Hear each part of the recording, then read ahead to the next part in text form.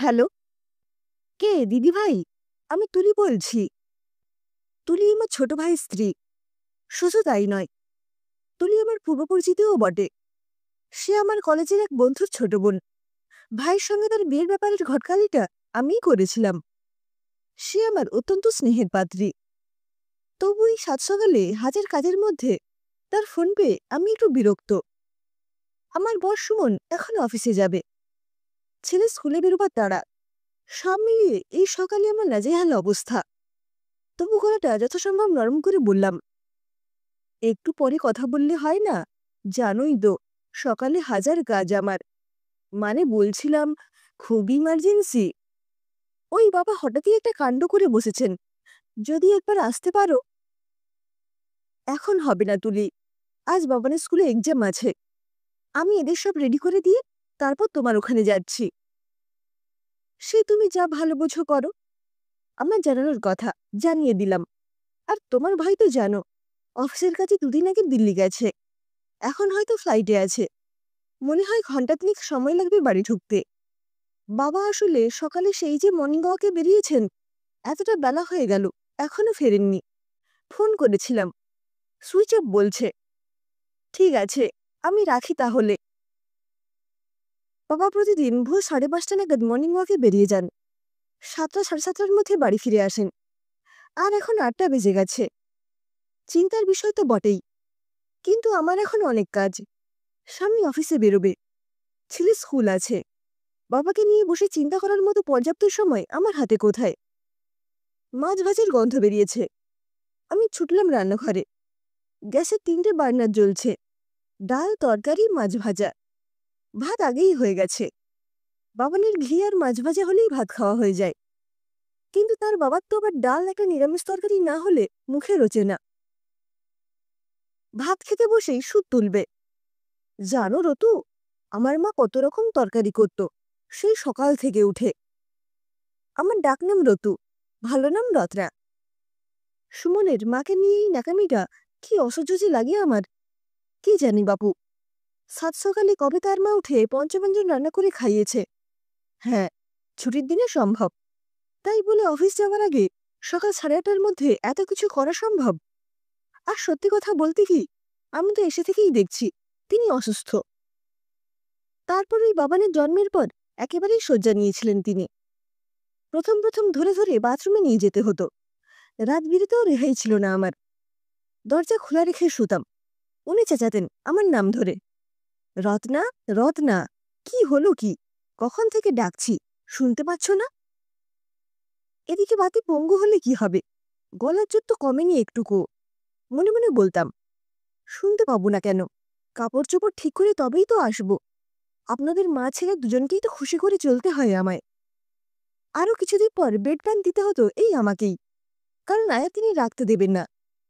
এমনি একদিন bed pan ধরে সব কাজ সেরে সুরে আমি বাথরুমে গেছি পরিষ্কার হতে। সেখান থেকেই শুনতে পেলাম একটা উত্তেজক তর্কাতর্কি। বাবা বলছেন, আমার মেয়েটাকে একেবারে আপনারা আয়া বানিয়ে ফেললেন দিদি। শাশুড়ির গলা পেলাম, শ্বশুরবাড়িতে শ্বশুর শাশুড়ির প্রতি কর্তব্য করলে আয়া হয়ে যায় বুঝি? সুমনা সেদিন ছাছিয়ে উঠেছিল বাবাকে।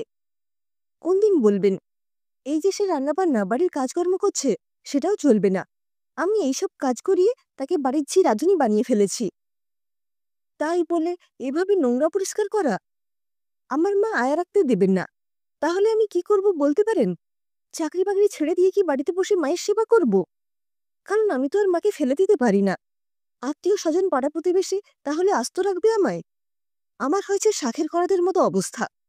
বেসরকারি চাকরি করি আমি, সবই তো জানেন। আমাদের চাকরির কোনো স্থিরতা নেই, একটু ত্রুটি হলেই চাকরি শেষ। তখন বাড়িতে আয় রাখার মতো ফুটানি থাকবে তো? এত অশান্তি মাথায় নিয়ে আমি কি করে আমার চাকরিটা বজায় রাখি বলুন তো? কোনো রকমে কাপড় জড়িয়ে বেরিয়ে এসেছিলাম বাথরুম থেকে। বাবাকে বলেছিলাম, তোমাকে হাত জোড় করছি বাবা, দয়া করে আমার সংসারে তুমি নাক গলাতে এসো না। একটু শান্তিতে আমাকে আমার সংসারটা করতে দাও। তাছাড়া আমি তো যাই তোমার বাড়িতে। তোমার এখানে এসে এত ঘোট পাকানোর কি খুব প্রয়োজন আছে? বিষয়ে বোবা হয়ে গিয়েছিলেন বাবা। দুবার ঠোঁটটা নড়ে উঠেছিল শুধু। কি বলতে চেয়েছিলেন সেটা শোনা হয়নি আমার। শোনার মতো মনের অবস্থাই ছিল না। এক কাপ চা তো দূরের কথা, এক গ্লাস জল পর্যন্ত বাবাকে দেওয়া হয়নি সেদিন। পরে বাপের বাড়ি গিয়ে ক্ষমা চাইছিলাম বাবার কাছে, আমরা দুজনেই। কিন্তু তাতে আমার অপরাধের বোঝা কি কমে গিয়েছিল? বোধহয় না।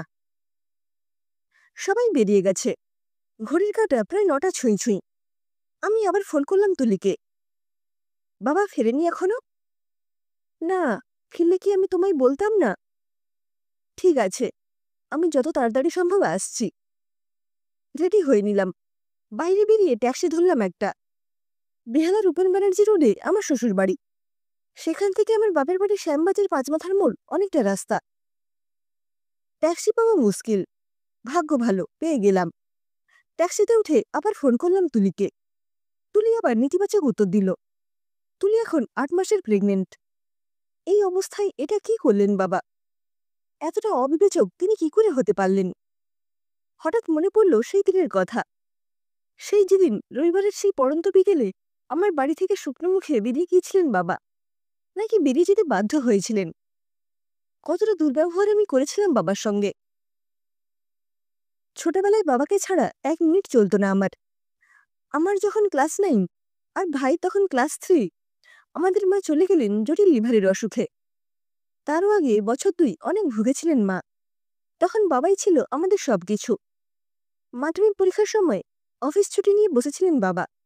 বলেছিলাম, তুমি না থাকলে বাবা আমি পাশ করতে পারবো না। বাবা মেনে নিয়েছিলেন আমার কথা, কিন্তু তার বশ মানতে পারেননি। আর তার দরুন প্রমোশন আটকে গিয়েছিল বাবার।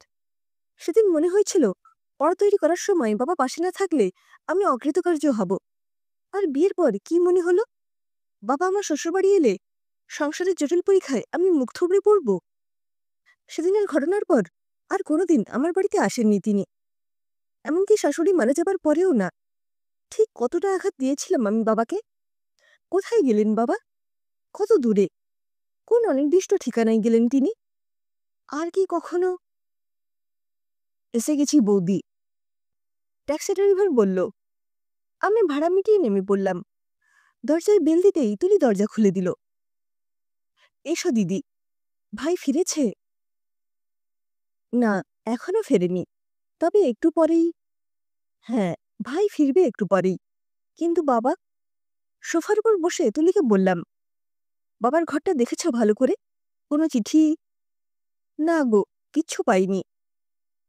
কিছু মনে করো না তুলি, বাবাকে কিছু বলেছিলে তুমি? জানি তো, এইরকম কোনো অভিযোগ আমার বিরুদ্ধে আসবেই। তুমি রাগ করো না তুলি, আসলে বাবার মনটা খুব নরম ছিল তো, বিশেষত আমাদের ব্যাপারে, তাই জিজ্ঞাসা করছিলাম। বাবাকে আমি কি বলবো, সারাক্ষণ তো উনিই আমাদের বলতেন। তুমি জানো না, মাঝরাতে ছেলের কাশির আওয়াজ পেলে এসে দরজা ধাক্কা দিতেন। কি সব পাতা, দারচিনি, গোলমরিচ উনি জলে ফুটিয়ে নিয়ে এসেছেন। ঠিক আছে, মানলাম, ওটা খেলেই সব ঠিক হয়ে যাবে। কিন্তু তার জন্য কি সকাল পর্যন্ত অপেক্ষা করা যেত না? রোজই তো কিছু না কিছু নিয়ে বলতেন দিদি ভাই। একটু তেল মশলা দিয়ে রান্না করলেই উনি বিরক্ত হতেন। ওনার বাবু লিভার খারাপ হয়ে যাবে। বললাম, আসলে মা তো লিভারের অসুখেই চলে গেলেন। সে না হয় বুঝলাম, কিন্তু ওনার আপত্তি তো মনে হয় সবেতেই ছিল। হাতে একগাদা জামাকাপড়ের প্যাকেট দেখলেও উনি বিরক্ত হতেন। ঘরে ঢুকেই ওনার বেজার মুখ দেখতে হতো। বলতেন, আজ অনেক টাকা খরচ করে ফেললি না রে। মার্কেটিংয়ের আনন্দটাই মাঠে মারা যেত আমাদের। সহ্য করতে করতে তোমার ভাই বলে দিয়েছিল। গলার কাছে কি যেন একটা খচখচ করে উঠল আমার। বললাম, ভাই বলেছিল বাবাকে? কি বলেছিল? তেমন কিছু না, তোমার ভাই বলল, তোমার মাইনের সঙ্গে আমারটা তুলনা করো না বাবা, এটুকু অ্যাফোর্ড করার ক্ষমতা আমার আছে। মনে পড়ে গেল, ভাইকে বেসরকারি ইঞ্জিনিয়ারিং কলেজে ভর্তি করার সময় এতটুকু কার্পণ্য করেননি বাবা। আমি যখন যা চেয়েছি, গান শেখা, নাচ শেখা, সবেতেই উৎসাহ দিতেন। হ্যাঁ, একথা ঠিক, তিনি বাঁচাতে পারেননি আমাদের মাকে, কিন্তু চিকিৎসার ব্যাপারে এতটুকু গাফিলতি করেননি কখনো। মায়ের কথা মনে হতেই তুলিকে জিজ্ঞাসা করলাম, বাবার ঘরের দেওয়ালে মায়ের একটা ফটো টাঙানো ছিল, সেটা আছে, দেখেছ? মায়ের 2টো ফটো ছিল তো, একটা মনে হয় নিয়ে গেছেন, আর একটা বাবার পড়ার টেবিলের উপর রাখা আছে দেখলাম। বললাম, চলো তো বাবার ঘরে।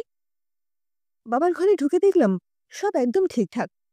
বিছানা দেখে বোঝার উপায় নেই, যে কাল রাতে কেউ ঘুমিয়েছিল এখানে। তুলিকে জিজ্ঞাসা করলাম, কাল রাতে বাবা ঠিক করে খাওয়া দাওয়া করেছিল? তুলি বলল, হ্যাঁ, সবই তো ঠিকই ছিল। শুতে যাবার আগে জ্ঞানও দিয়েছিলেন যথারীতি। বললাম, কিরকম? ওই, বেশি রাত অব্দি ফোন নিয়ে বসে থেকো না, বাবুরও তো সকালে ফ্লাইট। আমি বাবাকে বেশি কিছু বলিনি, বিশ্বাস করো দিদিভাই। শুধু বলেছিলাম, আপনার বাবু তো আর ছোট্টটি নেই, একটু ছাড়তে শিখুন। মায়ের ফটোটা টেবিলের উপর থেকে তুলতেই চার ভাঁজ করে কাগজ পড়ে গেল মেঝেতে। দরজায় বেলের শব্দ হলো ঠিক তখনই। তুলিকে বললাম, যাও গিয়ে দরজাটা খোলো, ভাই এলো মনে হয়। তুলি দরজা খুলতে চলে গেল, আর আমি বাবার হাতে লেখা ভাঁজ করা কাগজটা খুললাম। স্নেহের, তোরা ভালো থাকিস রে, আমিও ভালো থাকব। ফেসবুকের বোধহয় সবটাই খারাপ নয় রে। স্কুলের কত পুরনো বন্ধুদের সঙ্গে যোগাযোগ হয়ে গেল জানিস। দীপ্ত, সৌরভ, শেখর। শেখর তো আবার বিয়েই করেনি, ওই প্রস্তাবটা দিল। বলল, কি রে, অনেকদিন তো হলো সংসার সংসার খেলা, বৌদিও কত হয়েছেন, ছেলেমেয়েরাও সব নিজেদের সংসার নিয়ে ব্যস্ত, থাকবি নাকি আমার সাথে আমার শান্তিনিকেতনের বাড়িতে? খুব মজা হবে। মাঝে মধ্যে এদিক সেদিক ইচ্ছে মতো বেরিয়ে পড়বো আমরা। রতু, বাবু, ওরাও তো সব বড় হয়ে গেছে এখন, ওদের ওদের মতো সংসারটা করতে দে। আমিও ভেবে দেখলাম জানিস, একদম ঠিক কথা বলেছে শেখর। আর আমারও একটু নিরিবিলিতে নিজের মতো করে স্বাধীনভাবে বাঁচা দরকার। তোদের কিন্তু আমি সাবধান করে দিচ্ছি, আমাকে যেন আর ফিরে যেতে বলিস না। এই নতুন করে ছেলেবেলায় ফেরত যাবার মুক্তির আনন্দটুকু কেড়ে নিস না। আমি তো আর হারিয়ে যাচ্ছি না রে, শুধু একটু নিজের মতো করে বাঁচতে চাইছি। দাদুভাইকে আমার ভালোবাসা দিস। আর তুলির কোলে নতুন যে আসছে, তার জন্য অনেক শুভকামনা রইল। এখন ফোনটা সুইচ অফ করে রেখেছি, ওখানে পৌঁছেই ফোনটা চালু করে দেব। আমার জন্য অযথা ভাবিস না রে, নতুন অতিথি এলেই আমাকে খবর দিতে ভুলিস না যেন। ঝাপসা হয়ে গেছে আমার চোখ দুটো।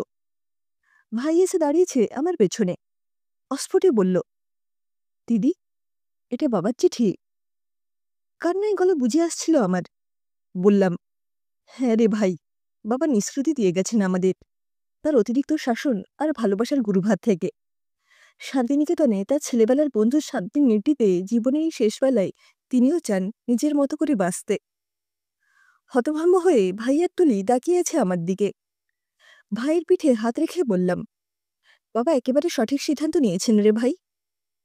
আর সন্তান হিসেবে আমাদেরও তো উচিত তার এই সিদ্ধান্তটিকে সম্মান জানানো।